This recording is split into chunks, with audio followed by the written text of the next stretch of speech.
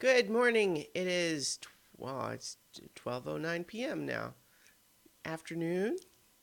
Good afternoon, everybody. It is 12:09 p.m. on Sunday, November 13th, 2016. I'm Christiana Ellis and I just got up. I've been up a little bit. I technically got up before it was noon, but here we are.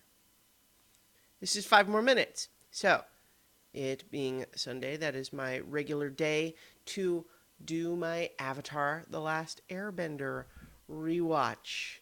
And so today we're going to be talking about, I keep losing track of what episode number it is, 12, I believe, called The Storm. Season 1, episode 12, The Storm. This episode was a refreshing return to form after last week's episode felt a little bit easy to me, a little bit lazy. But this episode doesn't move the plot forward, but it does do a great job for deepening the story. Two of our primary antagonist and our protagonist, and also just answering some questions that we've had. For example, with Aang, let's start with kind of Aang's side here. Is that we begin the episode with some stuff that is a little more reminiscent of the last episode, just where we're having some sort of a really straightforward type of dispute. The sort of argument that people have when they've been spending a lot of time around each other and get raw nerves, kind of like last time. But here we see the same argument reflected between Zuko and Iroh, and between Katara and Sokka, and between this old married fishing couple. The idea that someone gets a feeling that a storm is coming, and the other says, but there's not a cloud in the sky, how could there be a storm coming? And in this case, too, we also, we don't know about the couple, but certainly with Katara and Sokka and Iroh and Zuko, the person who seems to be thinking that there might be a storm is the person that we would generally think of as the wiser of the two, but not always necessarily. In any event, with Aang's whole deal, they're trying to, talk about how they can get some money because they've run out. And the fisherman sees him, recognizes him as the Avatar, and for the first time, instead of kind of fawning all over him, he's angry. And he is angry specifically because, where were you? The Avatar disappeared for 100 years. The world needed you. Where did you go? Why did you run away?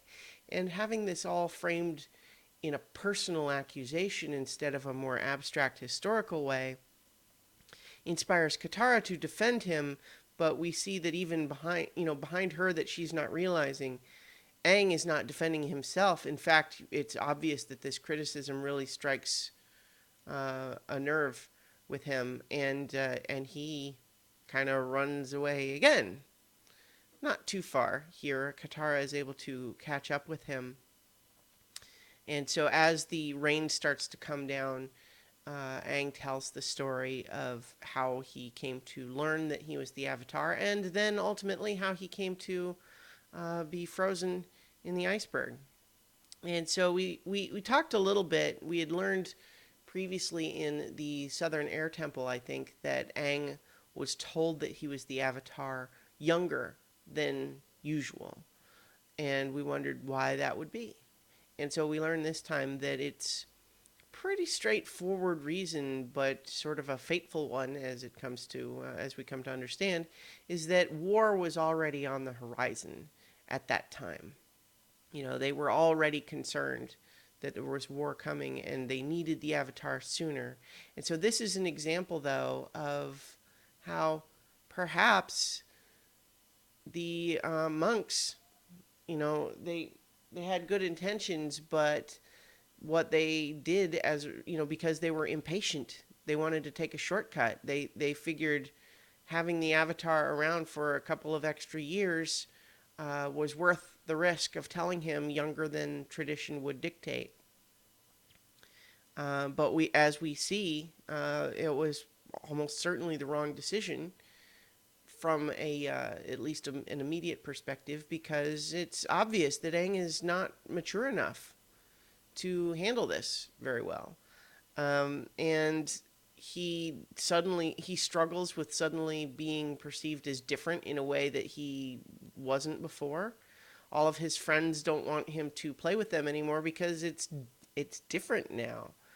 Um, and they for example, he invents this air scooter and airbending technique, and then his friends, he teaches it to them, and they're excited, and they come up with a game for it. But it's not really fair for the Avatar to play, right? Like, wouldn't that be an advantage for either team that has him? And on the one hand, even though that's a semi-valid thing, you can't help but feel like they could come up with a way around that, right? They could do that if they were motivated, but ultimately the real reason there is just that, like, oh, he's different now. It doesn't feel the same.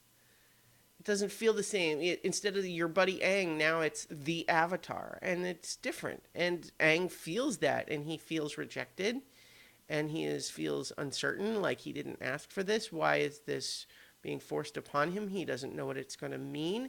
He's got people that don't want him to ever take a break. They want him to just be training all the time, and it's something he's really struggling with, and the monks are not prepared to handle that. Monk Gyatso, who Aang is closest to, does his best, but he's overruled by the others, and it becomes clear that they're planning to send Aang away to one of the other air temples where, like, even with everything that has already changed for him, now they're going to send him away to where he doesn't know anybody. Although that's how it's presented in this episode, but we can't help but note that in previous episodes he's talked about having friends all over the world, so it's not unreasonable to think that he might have been to that other air temple. He might know some people there, but that's not the point. He's primed to overreact to things anyway. And he is so overwhelmed. It's easy to put all of this on the monks, but the monks are doing the best they can too. And Aang, in his desperation, does decide to just run away. And he knows he's the Avatar, and he knows that this means that the Avatar is running away. He doesn't expect to be frozen in an iceberg for 100 years, but he does put himself at risk by flying into a storm this way.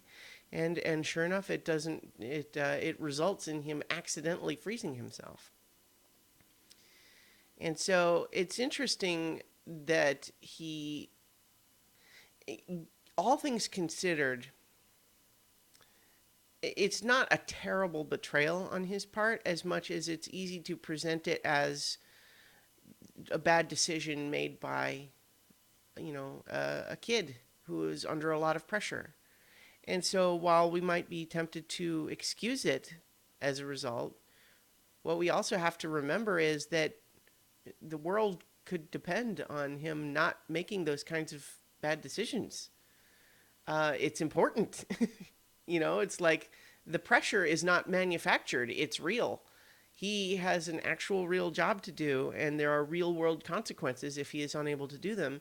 And so while we could say we understand his reaction from the perspective of he's just a kid, we also have to remember that the world is really counting on him. And it's going to be a tough job, both for him and for those around him, to try to navigate those two elements. Haha.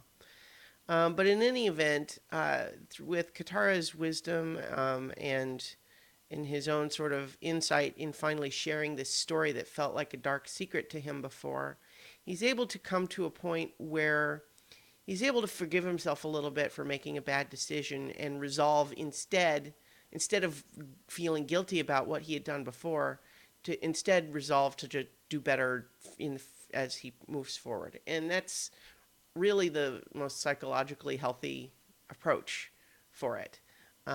In the sense that you can recognize that what you did had a negative consequence, but to obsess over it when you can't change it is not helpful.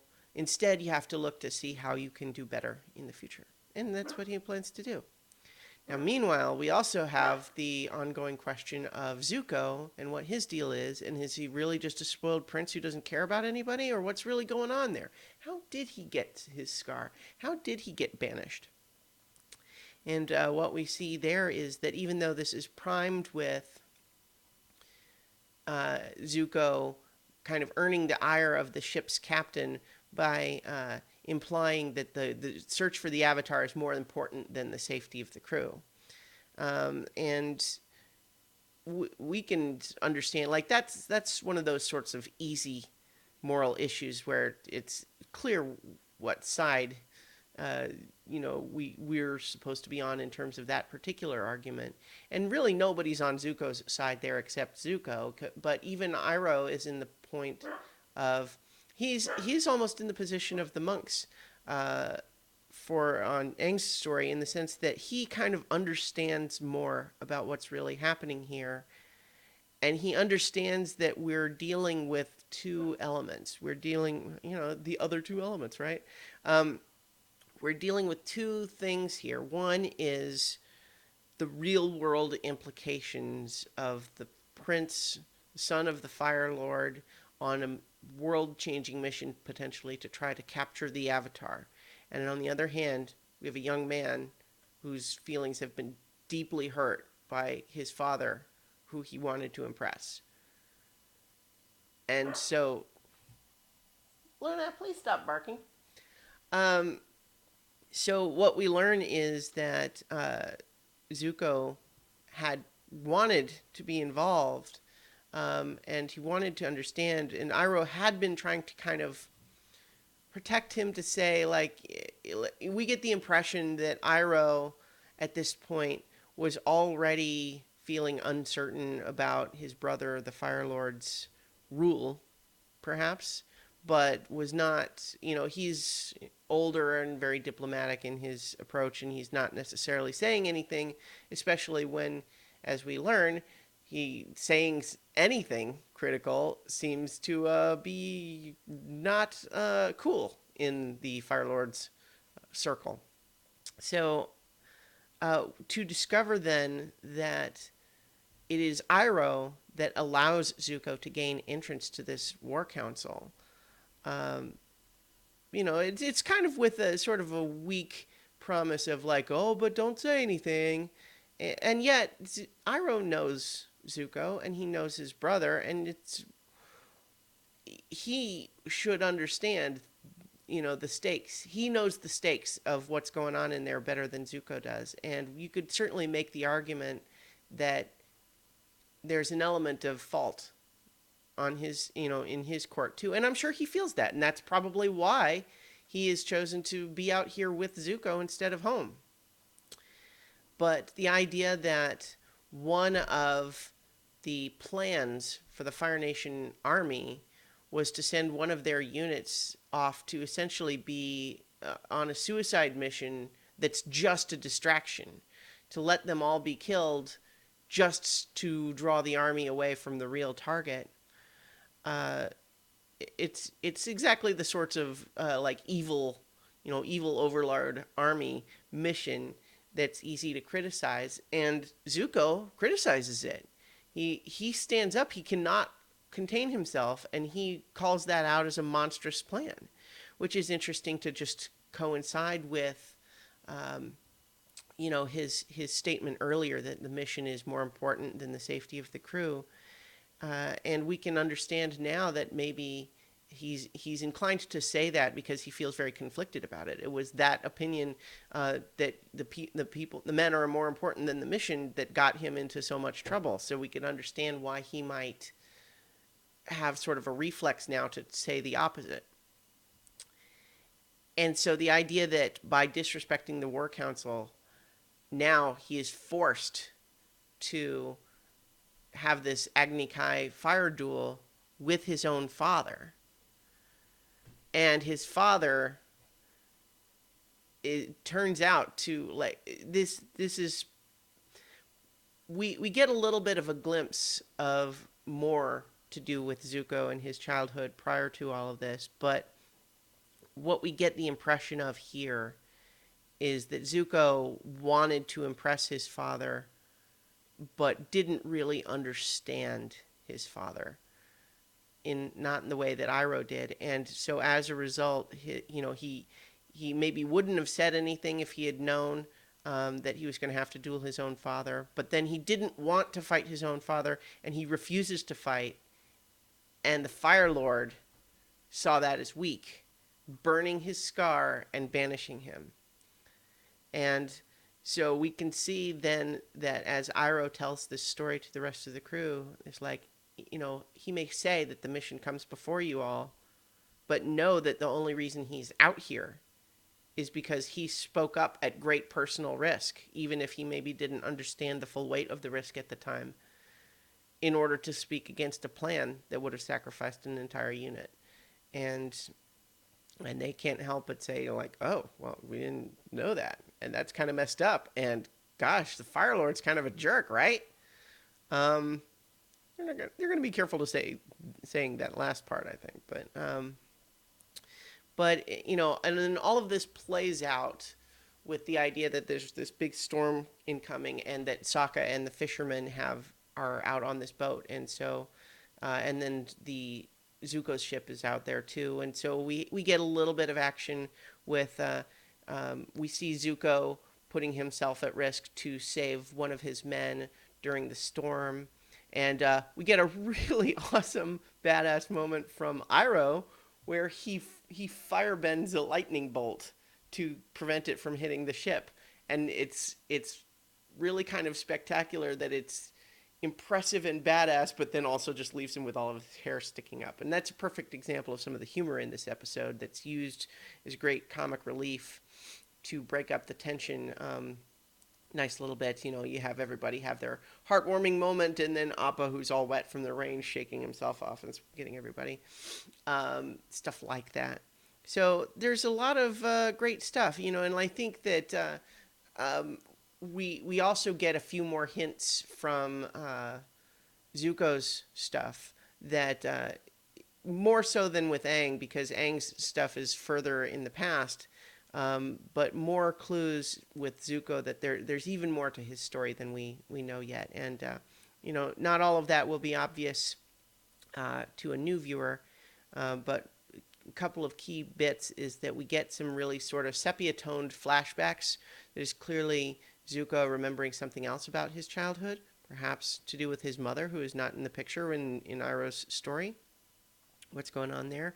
But then also there's another bit that could easily have been just a throwaway thing, but knowing, as someone who's watched it before, I can tell you is kind of interesting, is that there's a shot where Iroh is watching Zuko duel the Fire Lord, and he is concerned for Zuko, and then you see like all of the crowd behind him is a little scared just because what's going to happen? The Fire Lord is dueling his own son. What's going on? So they're confused. But then there's a young woman standing next to Iroh who seems way into it. She's like got kind of an evil smile on.